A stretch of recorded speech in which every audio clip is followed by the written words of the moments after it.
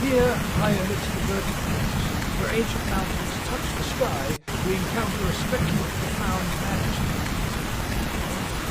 A face, sculpted by odes of geological force and the relentless, patient embrace of life itself. Its very form a testament to the earth's enduring power. From its weathered eyes, clear waters cascade, forming vibrant rivers that ceaselessly nourish the valleys below and upon its brow. Is this the silent sentinel of our world? A symbolic representation of Mother Earth herself, forever weeping for her creation, forever giving forth life. A powerful reminder of the living, breathing planet we call home, and our profound, essential connection to its timeless